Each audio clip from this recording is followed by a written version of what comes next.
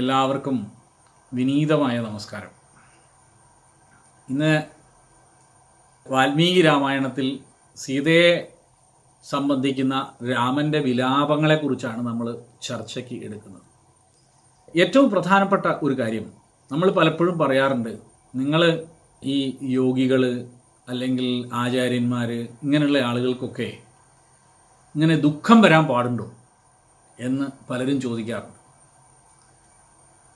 ശ്രീരാമൻ പോലും തൻ്റെ പത്നി വിയോഗത്തിൽ അല്ലെങ്കിൽ പത്നിയെ കാണാതായപ്പോൾ എത്രമാത്രം ദുഃഖിച്ചിരുന്നു എന്ന് കാണുമ്പോഴാണ് ഈ മനുഷ്യൻ എന്ന് പറയുന്ന ഒരു സങ്കല്പത്തെക്കുറിച്ച് നമുക്ക് വ്യക്തമായി മനസ്സിലാവുക. എല്ലാ മനുഷ്യരും മനുഷ്യരാണ് എന്നൊരു ബോധം നമുക്ക് രൂപപ്പെടുന്ന അപ്പോഴാണ്.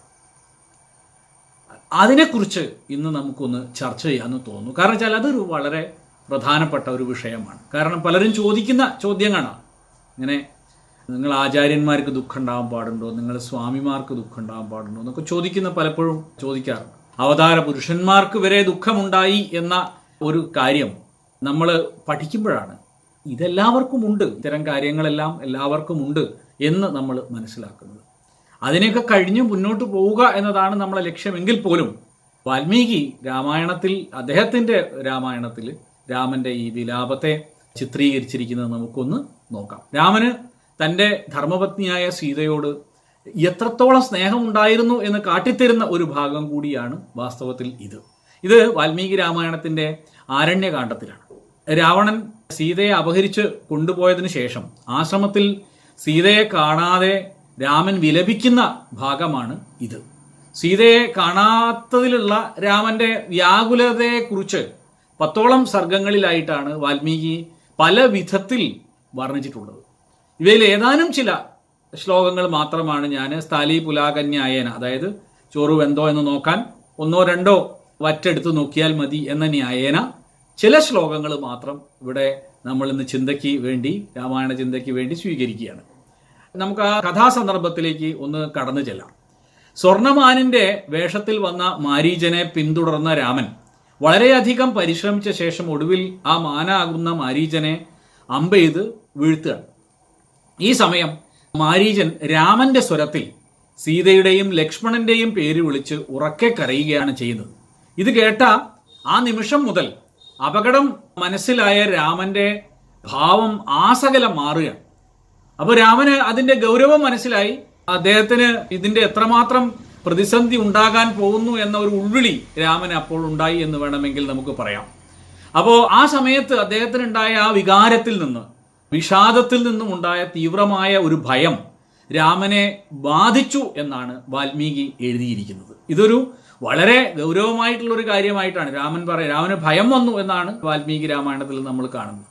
അവിടെ പറയുന്ന വഴി എന്താണെന്ന് വെച്ചാൽ തത്ര രാമം ഭയം തീവ്രം ആവിവേശ വിഷാദജം എന്നാണ് വാൽമീകിയുടെ പ്രസ്താവം. അങ്ങനെയാണ് രാമന്റെ വ്യാകുലതകൾ ഇവിടെ മുതൽ ആരംഭിക്കുകയാണ്. കാരണം സീതയെ നഷ്ടപ്പെട്ടു എന്നൊരു ബോധം രാമന്റെ മനസ്സിൽ എവിടെയോ ഉണ്ടായി കഴിഞ്ഞു.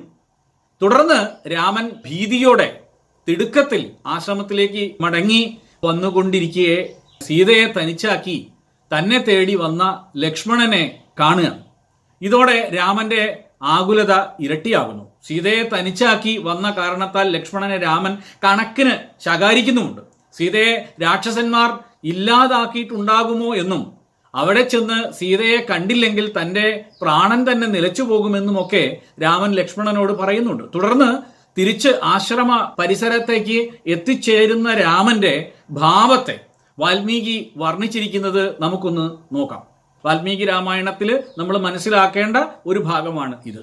ആ വീരൻ, അതായത് രാമൻ, വളരെയേറെ ദുഃഖിക്കുന്നവനായി, അനുജനെ നോക്കി പരിഭവിക്കുന്നവനായി, വിശപ്പ് കൊണ്ടും തളർച്ച കൊണ്ടും ദാഹം കൊണ്ടും കിതയ്ക്കുന്നവനായിക്കൊണ്ട് ആശ്രമദ്വാരത്തെ പ്രാപിച്ച് അവിടം ശൂന്യമായിരിക്കുന്നത് കണ്ടപ്പോൾ വാടി വിളർത്ത മുഖത്തോടു കൂടിയവനായിട്ട് രാമൻ മാറി.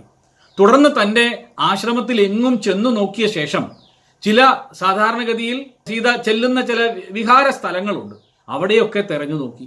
ഞാൻ നേരത്തെ വിചാരിച്ച പോലെ തന്നെ സംഭവിച്ചല്ലോ എന്ന് ചിന്തിച്ചുകൊണ്ട് വ്യാകുലിതനായിട്ട് രാമൻ മാറി.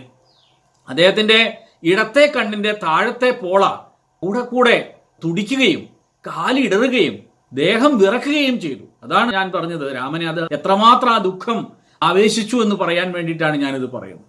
തുടർന്ന് അദ്ദേഹം കാട്ടിൽ ശ്രമകരമായ തിരച്ചിൽ നടത്തി. പക്ഷേ തൻ്റെ പ്രിയതമയെ കണ്ടെത്താൻ സാധിച്ചില്ല.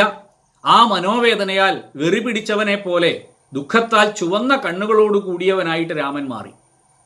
സീത തന്നെ കളിപ്പിക്കാൻ എവിടെയോ മറഞ്ഞിരിക്കുകയാണോ എന്ന ധാരണയിൽ രാമൻ പറയാണ്, ചെന്താർമിഴി ആർന്നവളെ, അല്ലയോ പ്രിയേ, ഇപ്പോൾ നിന്നെ എനിക്ക് കാണാമല്ലോ. പിന്നെ എന്തിനാണ് നീ ഓടിപ്പോകുന്നത്? എന്തിനാണ് സ്വയം വൃക്ഷങ്ങൾക്കിടയിൽ മറഞ്ഞിരുന്നു കൊണ്ട് എന്നോട് മറുപടി പറയാതിരിക്കുന്നത്? അല്ലയോ സുന്ദരി, നിൽക്ക് നിൽക്ക്, എന്തിനാണ് നീ എന്നെ വിട്ട് അകന്നു പോയിക്കൊണ്ടിരിക്കുന്നത്? എന്റെ പേരിൽ നിനക്ക് കരുണ തീരെയില്ല എന്നാണോ? അതിരു കവിഞ്ഞ തമാശയിൽ ഇഷ്ടമില്ലാത്തവളല്ലേ നീ? അങ്ങനെ ഇഷ്ടമുള്ളവളല്ലല്ലോ നീ. അല്ലയോ വരവർണിനി, നിന്റെ ആ മഞ്ഞപ്പട്ടു കാരണം നീ ഇപ്പോൾ കണ്ടുപിടിക്കപ്പെട്ട് കഴിഞ്ഞിരിക്കുന്നു. രാമന് തോന്നുകയാണ് അവിടെ എവിടെയായിട്ട് സീത ഉണ്ട് എന്ന്. ഓടിപ്പോകുന്നുവെങ്കിൽ പോലും ഞാൻ നിന്നെ കണ്ടുവല്ലോ. സ്നേഹമുണ്ടെങ്കിൽ നീ ഇനിയും ഓടാതെ അവിടെ നിന്ന് നിൽക്ക്, അവിടെ തന്നെ നിൽക്ക്. ഇങ്ങനെയൊക്കെ പറഞ്ഞുകൊണ്ട് അന്വേഷിച്ചുവെങ്കിലും രാമന് സീതയെ കണ്ടെത്താൻ കഴിഞ്ഞില്ല. അപ്പോ വീണ്ടും രാമൻ പറയാണ്, സീതേ, മരത്തിന് പുറകിൽ ഒളിച്ചു നിന്ന് എന്നെ കളിയാക്കുവാൻ നോക്കുകയാണെങ്കിൽ മതി നിന്റെ തമാശ. ആ തമാശ നീ നിർത്ത്. ഏറെ ദുഃഖിതനായിരിക്കുന്ന എന്റെ അരികിൽ ഇപ്പോൾ തന്നെ ഒന്ന് വന്നു ചേർന്നാലും നീ എന്റെ അടുത്തേക്ക് വാ. സീതേ, നീ എപ്പോഴും കൂടെ കളിച്ചിരിക്കാറുള്ള നിനക്ക് പ്രിയപ്പെട്ട ആ മാൻപേടകളെ കൂടി നിന്നെ കാണാതെ കണ്ണുനീർ വാർത്തുകൊണ്ട് നിന്നെ തന്നെ ചിന്തിച്ചു നിൽക്കുകയാണെന്ന് നീ കാണുന്നില്ലേ? അല്ലയോ സുന്ദരി, നിന്നെ കണ്ടെത്താമെന്ന ആഗ്രഹം നശിച്ച് ശോകസന്തപ്തനായി വിവശനായി ദൈന്യതയോടെ നിൽക്കുന്ന എന്നെ ദുർനടപ്പുകാരനായ ഒരുവനെ കീർത്തി ഉപേക്ഷിച്ചു പോകും പോലെ ഇപ്പോൾ ഈ ഒരു കഷ്ടസ്ഥിതിയിലാക്കിയിട്ട് അല്ലയോ സീതേ, നീ എങ്ങോട്ടാണ് പോയി കളഞ്ഞത്? നീ എന്നെ ഒരിക്കലും കൈവിടരുത്, അല്ലെങ്കിൽ നീ എന്നെ വിട്ടുപോകരുതേ. നിന്നെ പിരിഞ്ഞു എന്ന് പറഞ്ഞാൽ ഞാൻ എൻ്റെ ഈ ജീവിതം തന്നെ ഉപേക്ഷിച്ചു കളയും.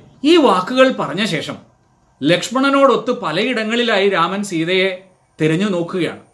എന്നാൽ അവിടെ ഒന്നും സീതയെ കാണാതെ മനസ്സ് തളർന്ന് വിലപിക്കുന്നതായിട്ടുള്ള രാമന്റെ ദൃശ്യങ്ങൾ വാൽമീകി വർണ്ണിക്കുന്നുണ്ട്. അതിലേക്കൊന്നും ഇപ്പം നമ്മൾ കടന്നു പോകുന്നില്ല. എന്നാൽ ഞാൻ ഇപ്പോൾ അവസാനമായി ഉദ്ധരിച്ച രാമന്റെ വാക്യത്തെ ഒന്നുകൂടി നിങ്ങളൊന്ന് ശ്രദ്ധിച്ച് കേൾക്കേണ്ടതാണ്. കാരണം അത് ഒരു വല്ലാത്ത ദുഃഖത്താൽ പറയുന്ന വാക്കാണ്. നിന്നെ പിരിഞ്ഞു എന്നാൽ ഞാൻ എൻ്റെ ഈ ജീവിതം തന്നെ ഉപേക്ഷിച്ചിടും. ത്വയാ വിരഹിതശ്ചാഹം മോക്ഷേ ജീവിതാത്മനഃ. എന്താണ്? സീതയെ പിരിയുകയാണെങ്കിൽ താൻ പ്രാണൻ വെടിയുമെന്നാണ് രാമൻ പറയുന്നത്. ഇങ്ങനെ പറയുന്ന അനേകം ശ്ലോകങ്ങൾ വാൽമീകി രാമായണത്തില് ഈ ഭാഗത്ത് നമുക്ക് കാണാൻ സാധിക്കും. രാമൻ സീതയെ ജീവന തുല്യം സ്നേഹിച്ചിരുന്നു എന്ന് ഇതിൽ നിന്ന് നമുക്ക് മനസ്സിലാക്കാൻ കഴിയുന്നുണ്ട്. എന്നാൽ ഇത് മാത്രമാണോ ഈ വാചകത്തിന് നമ്മെ ബോധിപ്പിക്കാനുള്ളത്? അല്ല. കർക്കടക മാസത്തിൽ ഈ രാമായണ ചിന്തകൾ ആരംഭിച്ചതിൽ പിന്നെ നമ്മുടെ ഈ വീഡിയോയ്ക്ക് താഴെ കമന്റായി വന്ന ചില സംശയങ്ങൾ എൻ്റെ ശ്രദ്ധയിൽപ്പെട്ടിരുന്നു. അയോധ്യയിലേക്ക് സീതയോടൊന്നിച്ച് തിരിച്ചെത്തിയ രാമൻ നാട്ടിൽ ചില കിംവദന്തികൾ ഉയർന്നതിന്റെ പേരിൽ ധർമ്മപത്നിയായ സീതയെ കാട്ടിൽ ഉപേക്ഷിച്ചത് ധർമ്മമായോ എന്നത് അതിൽ പ്രധാനപ്പെട്ട ഒരു സംശയമായിരുന്നു. ആ സംശയത്തെ ഒന്നുകൂടി ശക്തമാക്കുന്ന ഒരു പ്രസ്താവനയല്ലേ രാമൻ തുടരെ തുടരെ ഇപ്പോൾ പറഞ്ഞുകൊണ്ടിരിക്കുന്നത്. ഇപ്പൊ നമ്മൾ കേട്ടതൊക്കെ നമ്മൾ നോക്കുകയാണെങ്കിൽ, അതായത് സീതയെ പിരിയുകയാണെങ്കിൽ താൻ തന്റെ ജീവിതം തന്നെ വെടിയുമെന്ന് രാമൻ പറയുന്നുണ്ട്. അപ്പോ പിന്നെ എങ്ങനെയാണ് നിർദോഷിയും പതിവ്രതയുമായ സീതയെ രാമന് കാട്ടിൽ ഉപേക്ഷിക്കാൻ മനസ്സ് വരിക? മാത്രമല്ല, സത്യമായ വാക്ക് പറയുക അല്ലെങ്കിൽ വെറും വാക്ക് പറയാതിരിക്കുക എന്നുള്ളത് ഒരു രാജാവിന്റെ പ്രാഥമിക യോഗ്യതയായി കണക്കാക്കിയിട്ടുള്ള ആളാണ് രാമൻ. രാജാവായി തുടരുവാൻ വേണ്ടി അങ്ങനെയുള്ള രാമൻ തന്റെ ഈ വാക്കുകളെ മിഥ്യാവാക്കുകളാക്കി മാറ്റി അത് വിഴുങ്ങുന്ന, തൊണ്ട തൊടാതെ വിഴുങ്ങുന്ന ആധുനിക ഒരു രാഷ്ട്രീയക്കാരനെ പോലെ രാമൻ സീതയെ കാട്ടിൽ ഉപേക്ഷിച്ചുവെങ്കിൽ അത് ധർമ്മമാണോ? ഇനി വരുന്ന ദിവസങ്ങളിൽ നമുക്ക് ഇത്തരത്തിലുള്ള വിഷയങ്ങളും ഇതേപോലുള്ള സംശയങ്ങളുമൊക്കെ നമുക്ക് ചർച്ച ചെയ്ത് നിർണയത്തിലെത്താൻ പരിശ്രമിക്കേണ്ടതുണ്ട് എന്നുകൂടി പറഞ്ഞുകൊണ്ട് ഇന്ന് ഞാൻ എൻ്റെ ഈ രാമായണ ചിന്ത ഇവിടെ അവസാനിപ്പിക്കുകയാണ്. എൻ്റെ ആഗ്രഹമനുസരിച്ച് ഒരുപാട് ആളുകൾ ഇത് കാണുന്നുണ്ട്, ഒരുപാട് ആളുകളിലേക്ക് ഷെയർ ചെയ്യുന്നത് ഞാൻ കാണുന്നുണ്ട്. പരമാവധി ആളുകളിലേക്ക് ഇത് ഷെയർ ചെയ്യുക. വാൽമീകി രാമായണത്തെക്കുറിച്ചുള്ള ചർച്ച സർവരിലും എത്തട്ടെ. വാൽമീകി രാമായണം വായിക്കാനും പഠിക്കാനുമുള്ള ഒരു താല്പര്യം സാധാരണക്കാരിൽ ഉണ്ടാക്കാൻ നമുക്ക് കഴിയട്ടെ എന്ന് പ്രത്യാശിക്കുന്നു. എല്ലാവർക്കും ഒരിക്കൽ കൂടി വിനീതമായ നമസ്കാരം. നമസ്തേ. ഓം.